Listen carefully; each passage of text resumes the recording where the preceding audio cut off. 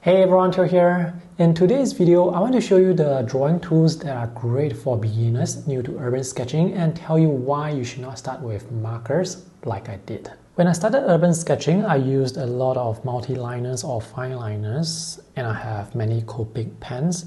So a multi-liner or fine liner is basically a pen with a needle point. The needle point can produce a consistent line width, and the performance is very predictable. These pens are available with different line widths from 0.03 all the way up to 1 millimeter, and you can even get brush tips or calligraphy tips with them. Multi-liners are nice to draw with. However, for beginners, I would recommend you go with a fountain pen because you can refill this with your own ink. So in the long run, you can save money, and also you can choose the type of ink that goes into the pen. You can choose ink that is waterproof or water soluble, and you can choose different colors for the ink. These multi-liners, they are disposable, and you can buy refillable multi-liners as well, but generally speaking, the fountain pen is going to be more durable and cost effective. Other drawing tools that I started out with as a beginner are Copic alcohol markers, and I purchased so many colors, but I have since sold the colorful markers and I kept the gray scale ones. Copic markers are expensive, but they can be refilled. Anyway, nowadays you can buy more affordable alcohol markers from other companies, and the prices can go for as low as $1 per color. The thing about alcohol markers that you need to know is the ink will fade when exposed to light for extended period of time. So if you use them in sketchbooks, it's okay because you can close the sketchbook, but if you are using them on artworks that are exposed to light, the ink, the colors will fade with time. The other thing is each marker only has one color, and I feel like the color mixing potential with markers is more limited compared to using watercolor or other paint media or even colored pencils. So if you want many colors, you have to buy many colors, and that's going to make you spend a lot of money, which you don't actually need to spend if you go with, for example, watercolor. For beginners, I recommend you buy a quality set of watercolor, and you don't even need that many colors. You just need 3 primary colors, yellow, red, and blue, and you can mix a lot more colors compared to this box set of markers that I have here. And the more primary colors that you have, the more colors you can mix. With watercolor, you will learn more about color mixing and color usage. So to recap, get yourself a fountain pen, skip the alcohol markers, get a good set of watercolor. By the way, if you want to find the reviews for all the products that I have talked about in this video, just visit the links that I have for you in the video description below. With all the hindsight that I have now after 15 years of urban sketching, I would say that before you even start with watercolor, I would recommend you go buy some brush pens with gray inks and black. The brands to look out for are Pentel and Kuretake, which are the more popular brands for brush pens, and I have been using this for years. More specifically, these brush pens are a few years old. The reason why I can use them for so long is because they are refillable, and I have a video tutorial which I will link to in the video description below to teach you how to refill such brush pens, which involve buying a blunt needle and syringe to squeeze ink into the cartridge. The inks that I recommend for filling brush pens would be Noodler's Lexington Gray. So you can use this in concentrated form to get the darker gray, and you can add some water in the cartridge and add some ink to get diluted grays. And for black, I recommend Noodler's Bulletproof Black. This is kind of dark, and the main reason why I recommend these 2 inks is because they flow quite well in brush pens. With a setup like this, with 3 brush pens, one for lighter gray, darker gray, and black, and 2 ink bottles, you can use this for several years, and you can use the fountain pen ink for your fountain pen as well. So it's really worth the money. And now let me demonstrate why I recommend this brush pens so much. This is just a quick 10-minute sketch of a reference image that I found on Pinterest. So now I'm going to color this with the gray brush pens. I'm going to start with the light gray first. So this is diluted Lexington gray ink, and I'm going to press this to have the ink flow more fluidly. So one big advantage of using this is it's incredibly convenient. It's as convenient as markers, but compared to markers, you can cover an even larger area more quickly because this is a brush. And if you want to, you can use this to paint details as well. So this brush is very flexible, very versatile, more versatile compared to alcohol markers. You should obviously use this on watercolor paper because this is water-based media. And if you run out of ink, you can always refill it. So this is not going to make you spend so much money compared to using or buying alcohol markers. So with this, you can also practice some watercolor techniques such as wet on dry, which is what I have here. Or you can have wet on wet.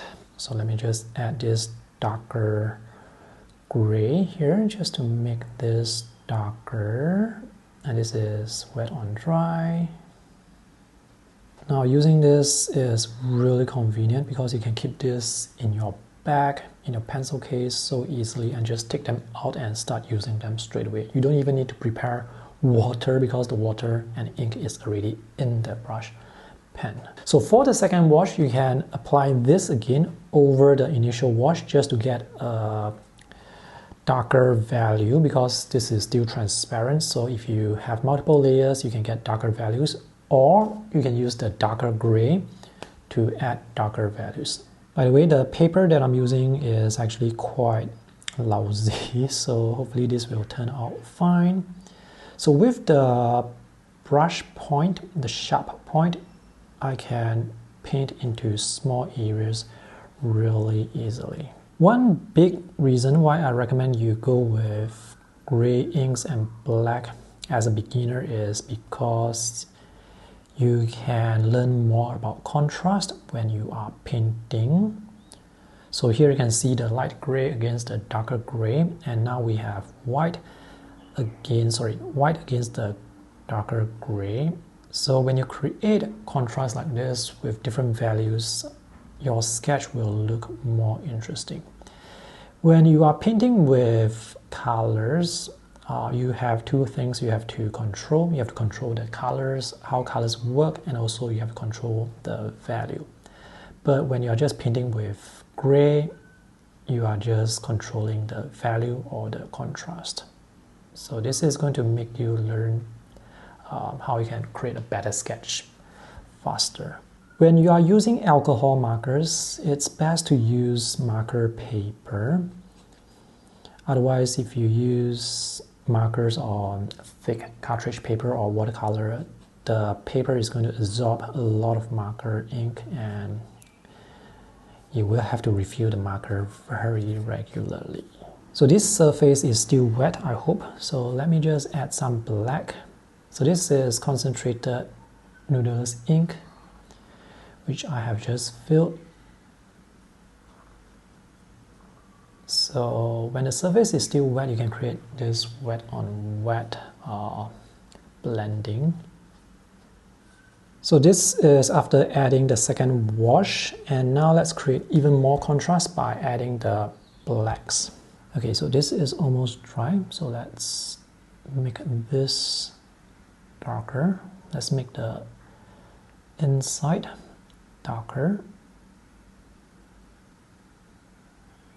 So the brush point or the sharp point is really useful. So once you start adding the black, you can see this person that's standing in front of the door.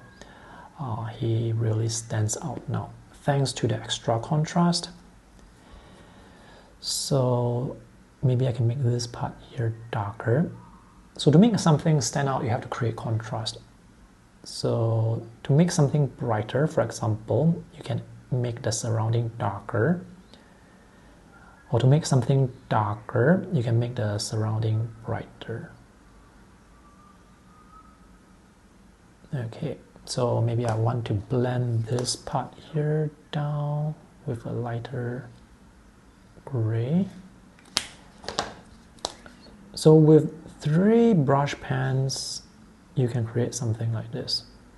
This is not dark enough or black enough because I probably added some water inside accidentally while I tried to refill this. So let me switch to this brush pen that I had just bought, which is black. Let's try this here. Now when I tried this black ink on a wet surface, it would actually push out the other grays. So make sure you test the ink before you use it for your sketch. Yeah, so this is really dark. This is just black. And you can use this brush pen to create texture as well if you use it fast enough like this. By the way, this brush pen is called Cambio. I'm not sure which company makes this, but the body or the cartridge here cannot be squeezed. So you cannot squeeze more ink out, and I wouldn't recommend you buy this simply because you cannot squeeze the body. Buy the one with the flexible body where you can squeeze more ink out. Notice the yellow ink on my brush pens. I have those to tell me the value. So this is light value, this is darker value, and this is black. At this stage, the sketch is almost complete. I feel like maybe I should probably have one last wash here for the front. When painting, try not to have like patches. So paint with one big stroke. Don't go in several times like this. Time to add some details. So I'm just going to call this shop, which is a very boring name. I can add some details here as well. Okay, this is still wet, and this is 2. So let me use 3, which is black. So you can see once the ink blends into the wet surface, it sort of disappears. Is this still wet? Yeah, so this is black. I would also highly recommend you buy a white gel pen because you can use this to add highlights really easily. And this can create a lot of interest. This is a Sakura Jelly Roll white gel pen 1.0. So the power line that I drew earlier was lost and now it's back. Sometimes I use this to add highlights to trees. You can also use this to, add some branches or some lights in the shop. Maybe there is this fluorescent light and this small light here. I just realized I did not draw the background here, so let me just add that. So with the brush pen, you can paint very quickly. This is great for quick sketching. The last thing I want to do here is to use the brush pen to create splatter marks. And to do that, I'm going to squeeze more ink out. Squeeze, but don't squeeze too much.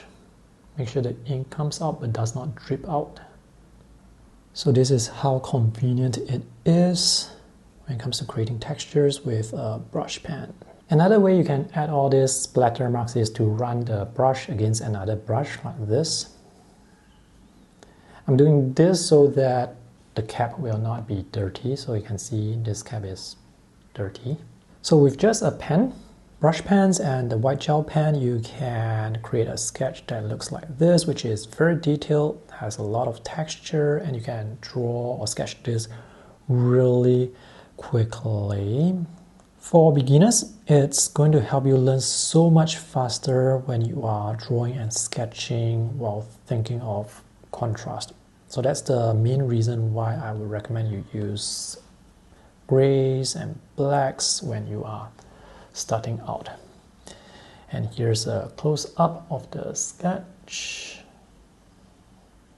This pen is the Uniball Signal Gel Stick, which features waterproof ink, and it dries pretty quickly, so you can start painting after you sketch. So for beginners, I recommend you get a fountain pen. You don't have to spend too much on a fountain pen because nowadays even good fountain pens are quite affordable. Get a white gel pen, some brush pens that you can refill, and inks. These are the two that I recommend, but you don't actually need to buy two. You can just buy one and dilute this to make gray inks.